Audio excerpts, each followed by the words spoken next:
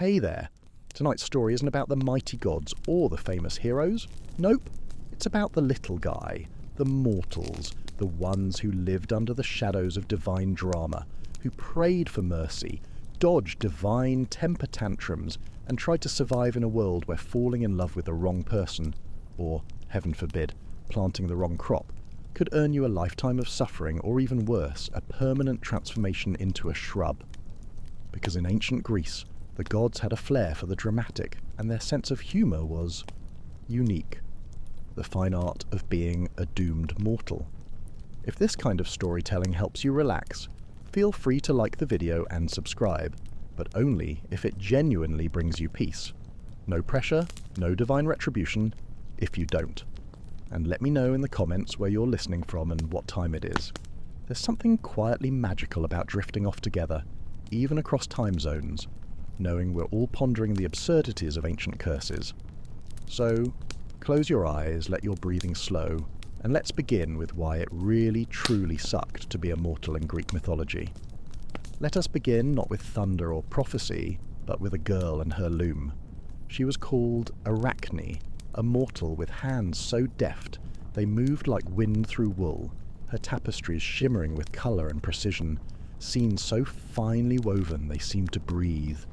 People said she must have learned from Athena herself, which was the sort of praise one should never utter too loudly in ancient Greece. Arachne, bless her arrogant little heart, didn't deny it. In fact, she scoffed. Learned from Athena? Please, I'm better, she scoffed, probably while flipping her hair with a flourish. And that, you see, was a mistake, because the gods of Olympus were not distant, noble deities sipping ambrosia and occasionally sending a polite rainbow. Oh no, they were near. Always near. And they didn't particularly like being compared to mortals, let alone outdone by them. Their egos were more fragile than a freshly baked clay pot. So Athena, her pride pricked like a burr under the skin of her divine toga, swooped down from the heavens and challenged the girl to a contest. 2 looms, 2 minds, one divine, one human. And Arachne's tapestry. It was exquisite, a panorama of the gods' greatest hits as of misdeeds. Zeus seducing women in a dozen disguises, as a swan, a bull, a shower of gold coins, because even gods knew money talked. Poseidon, ravishing Medusa in Athena's very own temple. Apollo, chasing nymphs who wanted nothing to do with him. Basically every modern dating app disaster rolled into one. The threads glittered with uncomfortable truth, a highlight reel of divine indiscretion. Athena's work, by contrast, was flawlessly woven and stern. A depiction of piety and punishment, basically a don't mess with us visual aid. But when she saw Arachne's piece, Athena flew into a rage. Not because it was wrong, but because it wasn't. It was accurate, detailed, and utterly humiliating. She tore it apart and struck the girl down, probably with a dramatic thunderclap and a flourish. Then, in that strangely poetic cruelty the gods so loved, she transformed Arachne into a spider. And so Arachne still weaves, but without fingers, without pride, without a voice. Just 8 little legs spinning webs, a cautionary tale, and one that sets the tone, because in Greek mythology, if a god notices you, it rarely ends well. It's like being chosen for a divine reality show. Thrilling at first, then you realise you're the comedic relief, and your prize is usually eternal torment or a very specific animal transformation. The Olympians, you see, were not above meddling. They did not dwell on high with benevolent detachment, occasionally peeking down to make sure no one was committing the ultimate sin of having fun without them. Number 1, they peered down, eyes sharp as hawks, looking for beauty, arrogance, wit, or defiance, anything that might amuse or annoy them. Humans were their toys, their distractions, their cautionary examples. Take Semele, a mortal woman beloved of Zeus. He whispered sweet nothings into her ear and promised her anything she wished, probably while disguised as a particularly handsome cloud. And in a moment of fatal honesty, egged on by a jealous Hera, Semele asked to see him as he truly was, in all his divine radiance. Zeus warned her. He begged her to reconsider. "Darling, it's really not a good look, trust me," he probably said. But an oath, was an oath.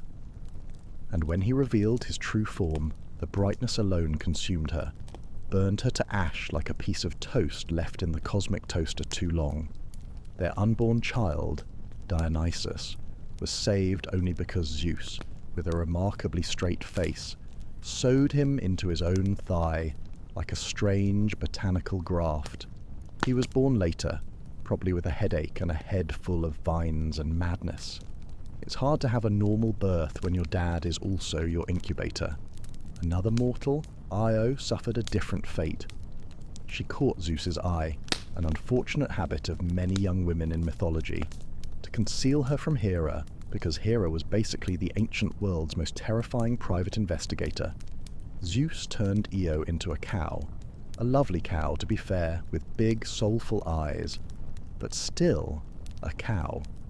Hera, never wanting to be fooled for long, instantly recognized the exquisite bovine beauty, demanded the cow as a gift, and assigned Argus, a giant with 100 eyes, some of which were always open, to guard her. And so Io wandered, watched always, pursued by a gadfly Hera sent to torment her.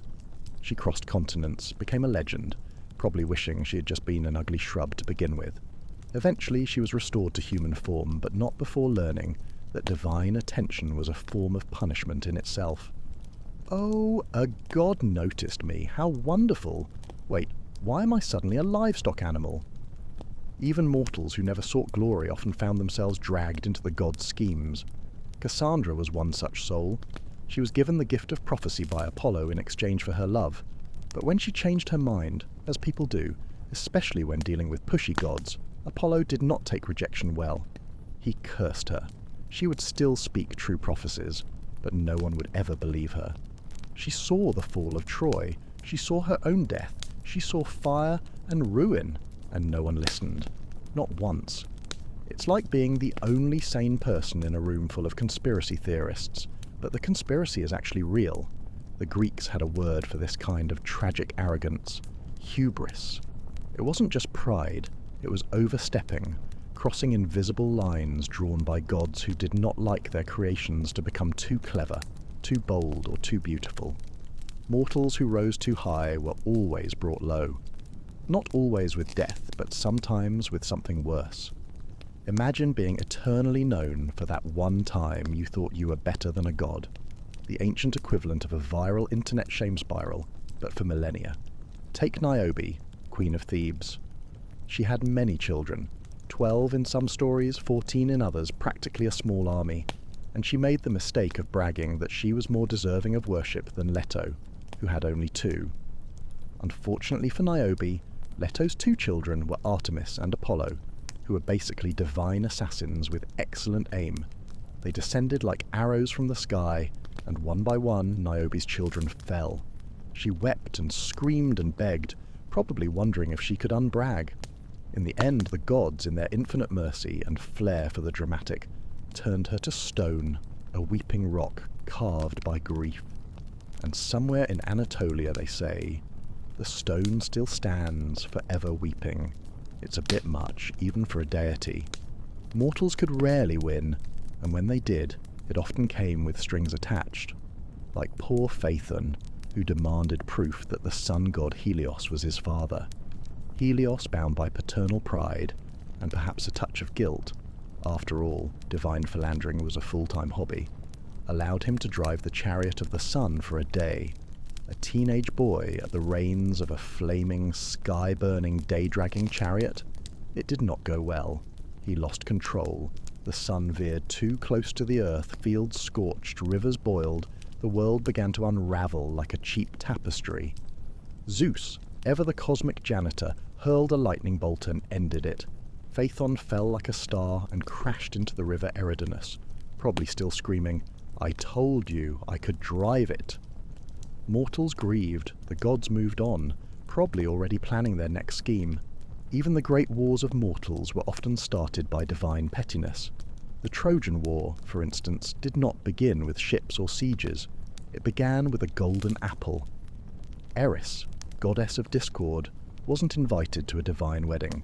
Because, let's be honest, who invites discord to a party? So she did what any resentful, uninvited guest might. She tossed a golden apple into the feast, inscribed with the words, "To the fairest." Hera, Athena, and Aphrodite all reached for it. 3 goddesses, 1 apple, a recipe for disaster.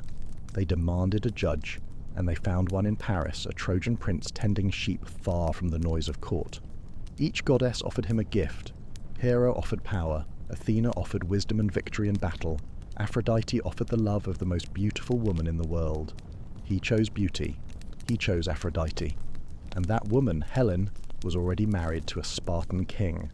When Paris took her to Troy, the world ignited. 1,000 ships launched, heroes died, cities burned, all because one mortal was asked to judge a divine beauty pageant.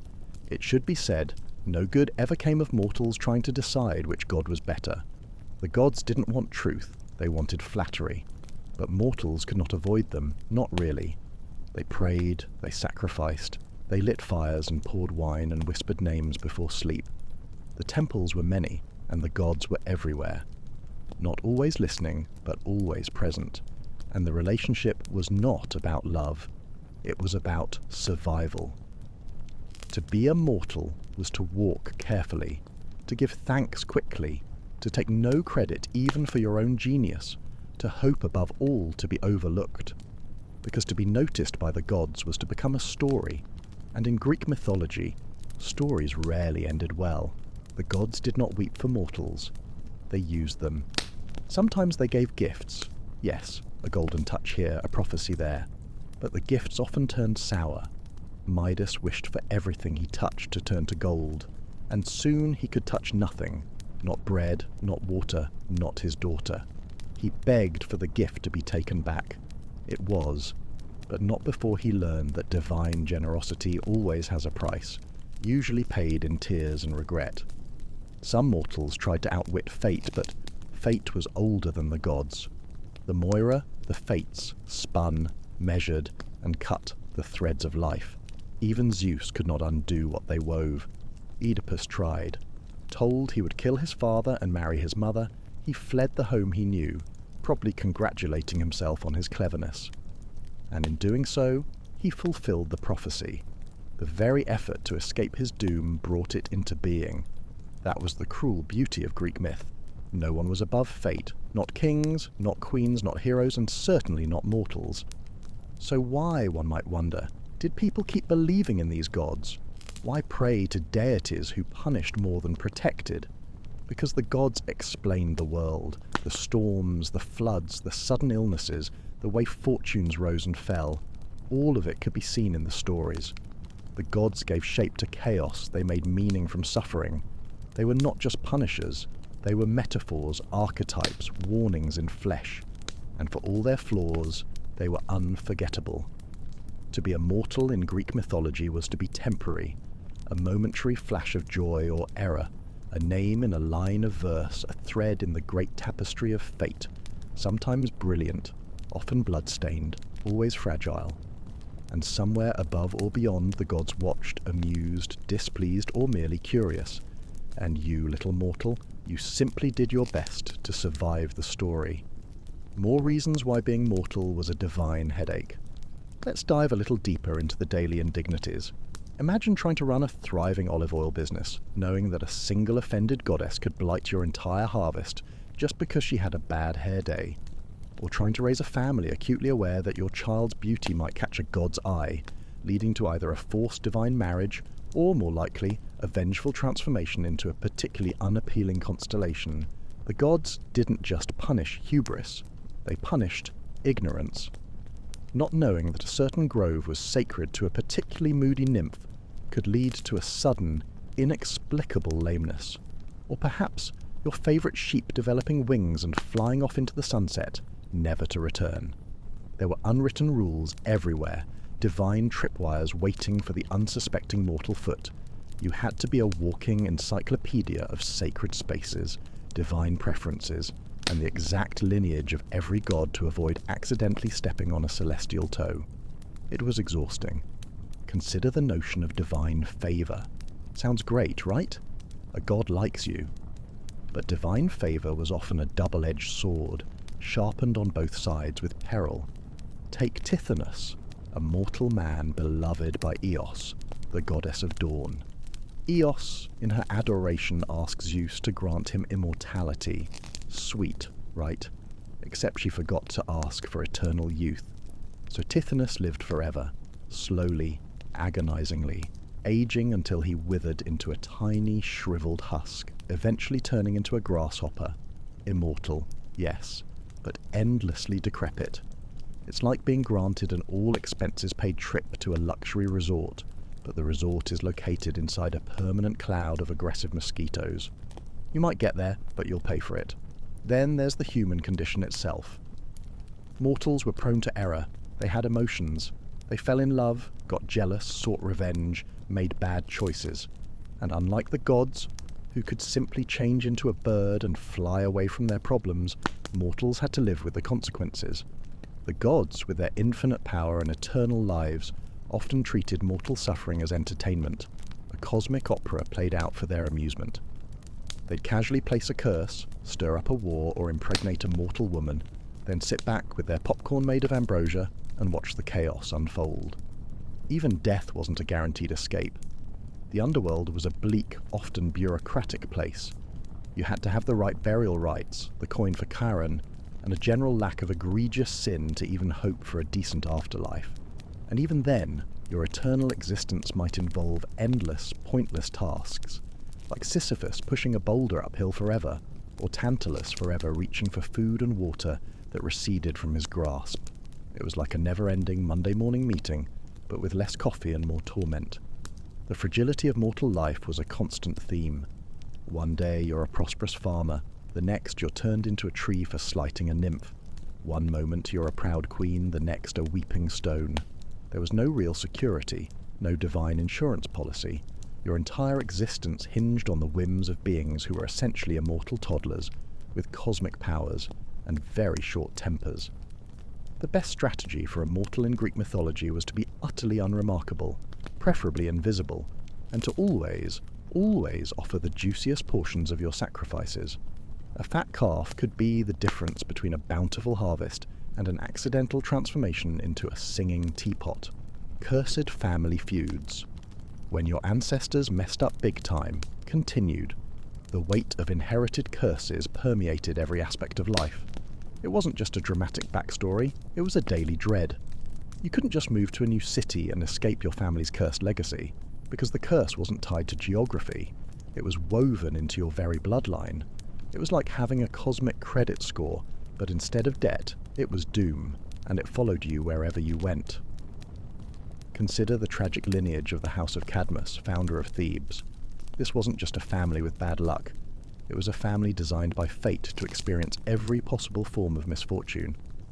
Cadmus himself, after a prophecy, went on a quest for his lost sister Europa, but ended up founding a city instead. Good for him, right? Except he then had to fight a dragon whose teeth, when sown, produced a crop of fearsome warriors who immediately killed each other. And that was just the beginning. His daughter, Semele, well, you heard about her fiery demise courtesy of Zeus. Another daughter, Ino, was driven mad by Hera and leapt into the sea with her son, becoming sea deities. His grandson, Pentheus, was torn apart by his own mother in a Dionysian frenzy, as we discussed. And then there's Actaeon, Cadmus's own grandson, who accidentally stumbled upon Artemis bathing. As punishment for this accidental peep, Artemis transformed him into a stag, and he was then hunted down and torn apart by his own loyal hunting dogs, who couldn't recognize him. Imagine training your pets to be perfectly obedient, only for a goddess to turn you into venison, and your own beloved companions finish the job. It's a harsh lesson in privacy. Cadmus and his wife Harmonia, after a life filled with unimaginable grief and suffering from their children's fates, eventually left Thebes in despair. As a final weary twist of fate, they were transformed into serpents themselves, slithering off into obscurity, perhaps the kindest ending in that entire family history. At least they didn't have to pay taxes anymore, or worry about another child turning into a shrub. This concept of miasma, this spiritual pollution, wasn't just a metaphor. It was believed to be a tangible contaminant.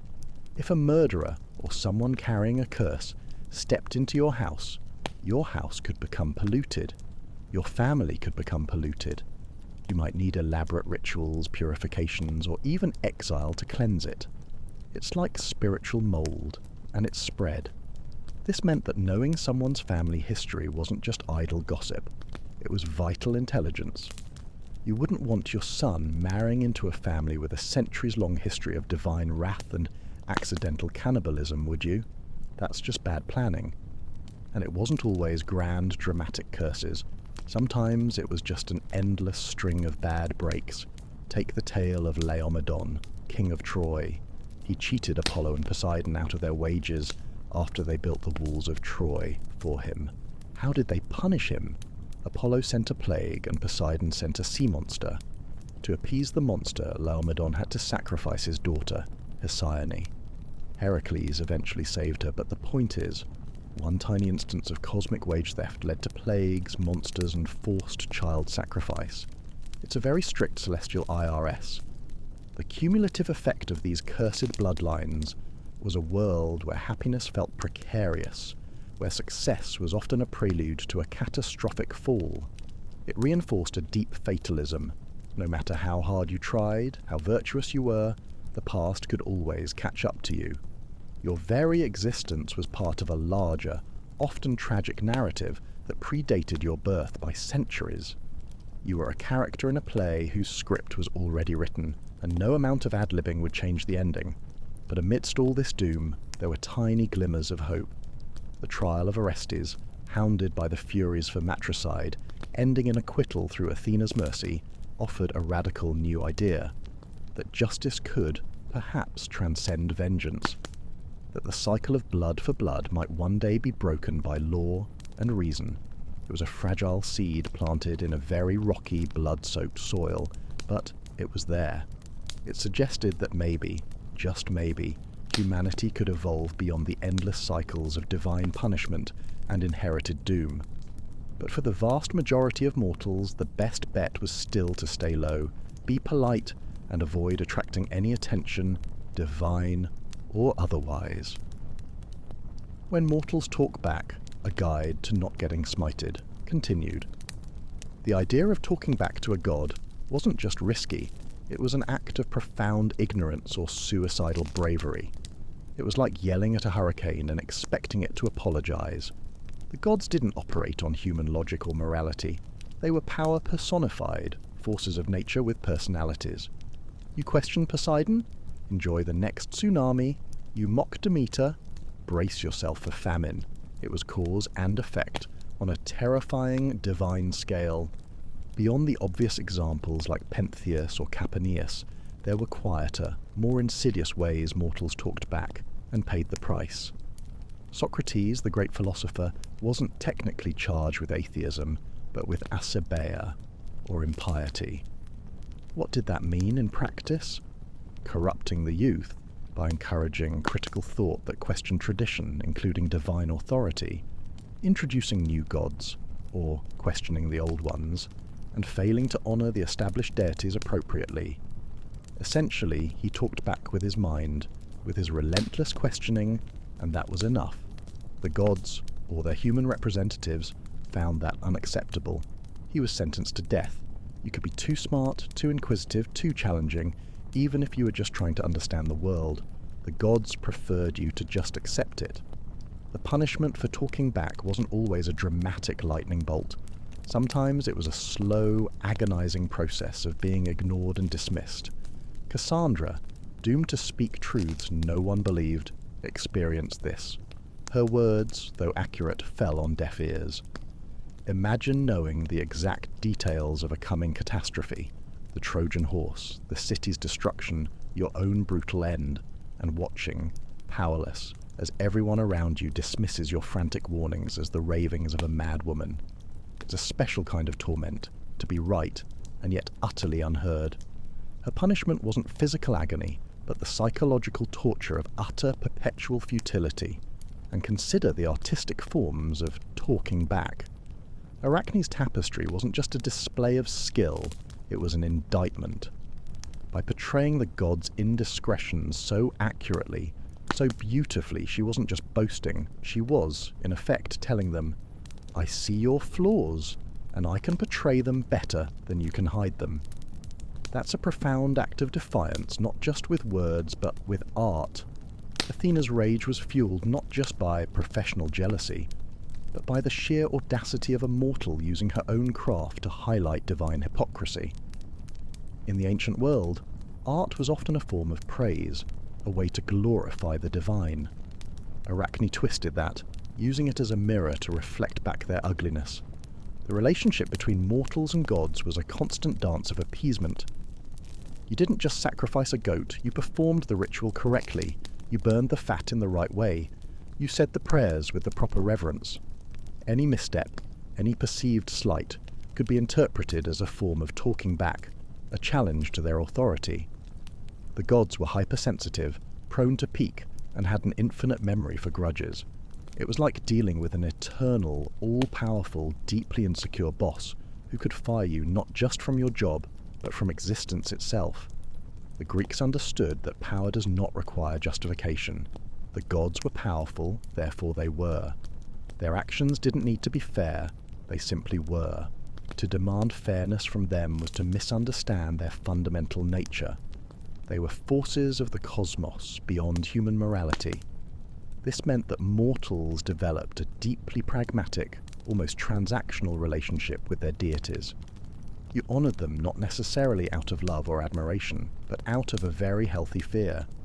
You did what was necessary to avoid their notice, or, if noticed, to quickly placate them.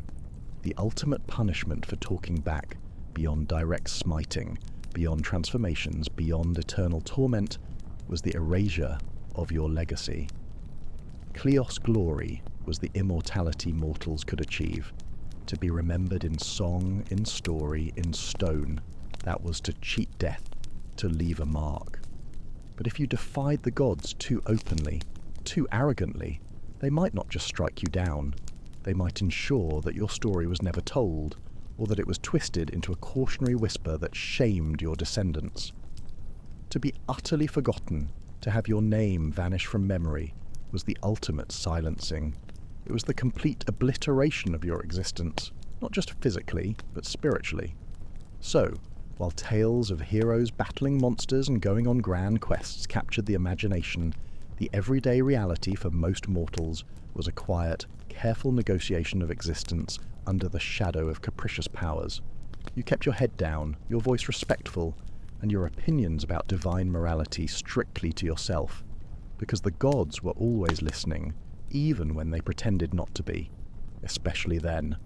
And so, dear listener, if you ever find yourself wandering the paths of ancient Greece, perhaps under a fig tree or beside a bubbling spring, and you feel tempted to complain aloud about your lot in life, or perhaps muse about the questionable ethics of a certain Olympian, maybe just wait until you're well out of earshot, because one of them might be listening, and one of them might be bored, and mortals who talk back tend not to talk long.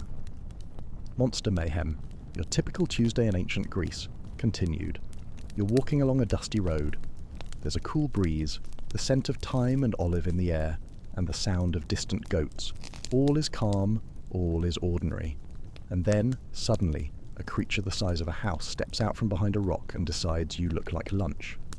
Welcome to a fairly typical Tuesday in ancient Greek mythology. For mortals, the world was never just fields and sky. It was also layers, caves, cliffs, forests, thick with teeth and scales. You never quite knew what might be lurking behind the next olive tree, a shepherd, a satyr, or a three-headed dog with a bad attitude. The Greeks were particularly fond of monsters, not in the way modern stories might treat them, misunderstood, sympathetic, tragic. No, their monsters were generally speaking quite content being horrible. They didn't need complex motivations, they just needed appetites. And unfortunately, mortals were often the preferred dish. Let us begin with one of the greats, the Chimera. Not just one beast, but three. A lion in the front, a goat sprouting from its back, and a snake for a tail. It breathed fire, of course, because why not? Its purpose in life appeared to be to roam the countryside, burning livestock and incinerating anyone with a torch and a sword who thought they might make a name for themselves. Heroic, yes, but also flammable. Then there's Scylla. Poor sailors. They thought the worst part of their journey was the open sea, the storms, the pirates, the hunger. But then they reached the straits, narrow and perilous. On one side, a whirlpool named Charybdis, which could suck down entire ships like a drunkard draining a wineskin. And on the other, Scylla, a rock-dwelling horror with 12 legs, 6 heads, and a fondness for plucking sailors off decks like hors d'oeuvres. There was no safe route. If you steered away from one, you veered too close to the other. And in life, as in myth, some choices are not about winning, they're about minimizing how much of your crew you lose. The ocean was not your friend, it was a hungry, tentacled, multi-headed beast waiting for you. Or take the Minotaur, half man, half bull, raised in a labyrinth so complex that even its builder barely escaped. This monster was the result of a long and unfortunate chain of divine meddling and royal bad judgment. A queen enchanted to fall in love with a bull, an architect with too much imagination, and a child born of that union, imprisoned forever in darkness. The Athenians, having displeased King Minos of Crete, were forced to send 7 young men and 7 maidens every 9 years as tribute to be released into the labyrinth. None returned. Until, of course, Theseus came along with his ball of string and healthy levels of self-confidence. But for decades before that, the Minotaur simply ate. That was the thing about monsters in Greek mythology. They weren't just dangers, they were reminders, symbols, warnings. Perhaps that the world wasn't made for human comfort, that out there in the deep places the gods had let chaos roam free. And mortals were often the price paid for order. The Sphinx, perched outside Thebes, was another such price. She asked riddles. If you answered incorrectly, she killed you. For weeks, months, perhaps even years, travellers passed, tried, failed, died, probably muttering, "I knew it was a man," as they expired. Until Oedipus, clever, doomed Oedipus, came along and answered her question correctly. The Sphinx, probably annoyed at being outsmarted, leapt from her perch and perished, which sounds like a victory until you remember that this was only the beginning of Oedipus's troubles. Solving one monster's riddle only led him deeper into the riddle of his own blood, proving that even monster slaying could lead to more problems. These creatures weren't all created equal either. Some were born of primordial forces like Typhon, a storm demon so massive and terrible that the gods themselves fled Olympus when he rose, probably screaming like tiny, frightened children. Others were spawned by Echidna, the mother of all monsters, who seemed to have a very productive relationship with Typhon, birthing Hydra, Cerberus, and a host of other delightful creatures best admired from a distance. Hydra, for instance, was a serpent with multiple heads. When you cut one off, 2 more grew in its place, a handy metaphor really for problems that get worse the more you meddle. Or, in the case of Heracles, just another day's work. Heracles, the closest thing Greek mythology has to a full-time monster exterminator, spent his life dealing with the gods' unfinished business. Giant boars, man-eating birds, hellhounds, all sent his way, usually as part of a labour assigned by a cowardly king or an angry god. One gets the sense that the Olympians didn't like clearing up their messes. They just created monsters, then waited for some sweaty mortal with a club to solve the problem. And when he did, they might grant him a wreath or more likely send him another one. It was basically the ancient world's worst job description. Must be good at killing things that shouldn't exist. No benefits. Even beautiful creatures could be deadly. The sirens, for instance, sat on craggy rocks by the sea, singing songs so sweet that sailors forgot themselves, forgot food, sleep, wives, children, everything. They steered toward the sound, dashed their ships on the rocks, and died smiling. Odysseus, clever man that he was, stuffed his crew's ears with wax and tied himself to the mast, just to hear their song without being lured. A rare case of a man encountering a monster and surviving with his life and ego intact. More often, mortals stumbled upon danger with no warning. A flash of feathers, a shadow in the sky, a hiss from a cave. The ancient Greek countryside, in myth, was riddled with hazards, not just beasts, but divine punishments given form. And yet, despite all this, monsters were necessary. They gave heroes something to fight. They shaped stories into arcs, from fear to confrontation to sometimes triumph. But for the ordinary mortal, the non-hero, the farmer or fisher or child caught in the crossfire, they were simply a reminder that the world was not safe.